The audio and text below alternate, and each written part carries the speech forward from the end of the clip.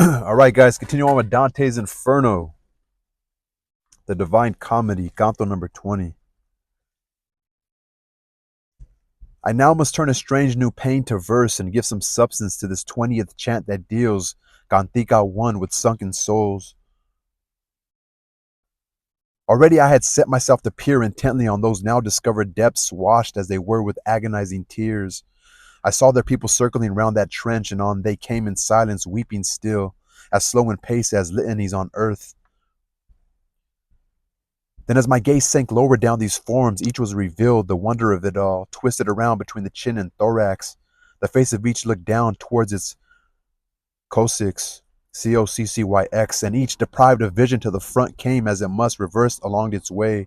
Seized by some paralytic fit, others perhaps have been so turned awry, but I, not having seen myself, don't credit it. That God may grant you as you read the fruit that you deserve in reading, think yourselves, could I have kept my own face dry to seek close by that image of our human self so wrenched from true that teardrops from the eyes ran down to rinse them where the buttocks cleave? Of this be sure, that leaning on a spur of that unyielding cliff I wept. Are you my escort, said, like them, an idiot still? Here pity lives where pity's truth is dead. Who is more impious, more scarred with sin than one who pleads compassion at God's throne?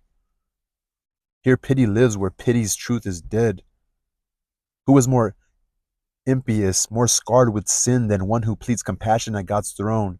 Lift up your head, stand straight, see that one there, under his chariot wheels the earth yawned wide, and Thebes all eyes yelled, Where Amphiaraus headlong away? Where Amphiaraus headlong away? Why leave us in this strife? Into the ceaseless void he fell, until we came where Minos stands, who seizes all. He's formed his chest amazingly from shoulder. As once he wished to see too far ahead, his tread is backward and he stares to rear. See there Tiresias, male to male switch, or male to female switch. His looks mutating were entirely changed, his members altering till each was each. And then to win once more his viral plumes, he needs must strike a second time and shake again at coupling snakes his witch's wand. Then spine to gut the prophet Aaron's comes, high in the Luniginia hills over Carrara homestead, so hard hoed by serfs, he found a grotto in the marble cliffs and took this for his dwelling place.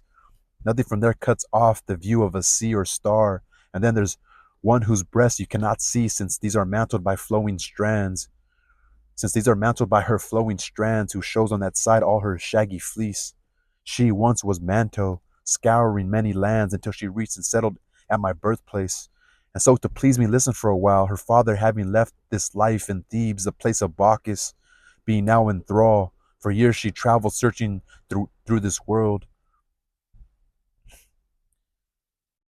Above in lovely Italy there lies a lake in Latin, Banacus, beneath those Alps that lock out Germany beyond the high Tyrol.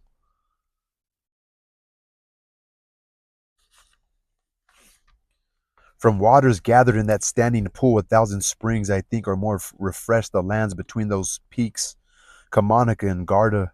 There was a place, a central point of these, where passers, if they choose to sail from Brescia, from Verona, and from Trent, have power to bless.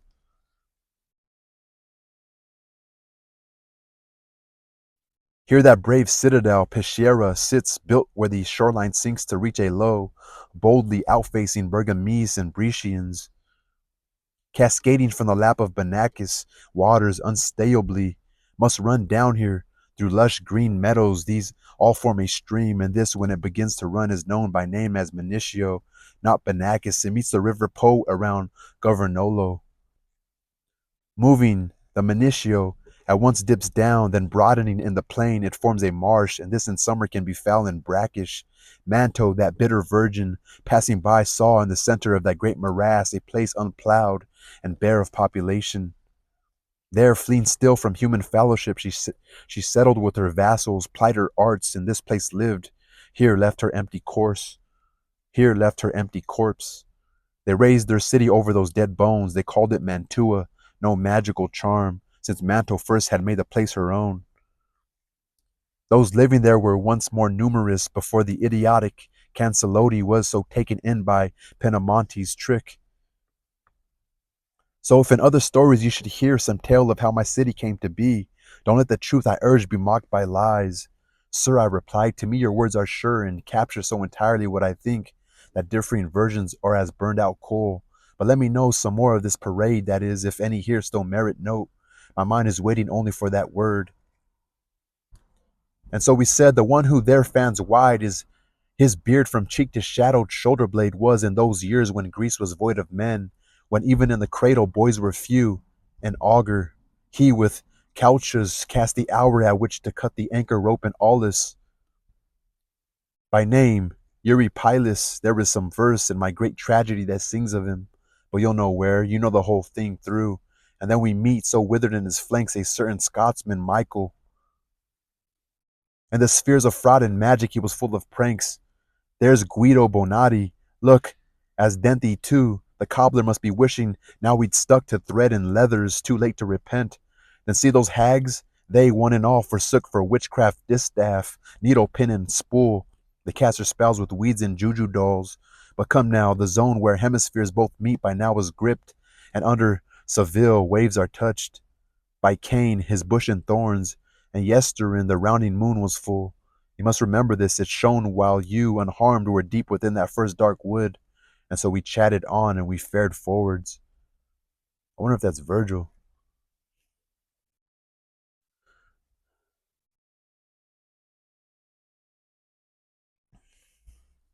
Hmm.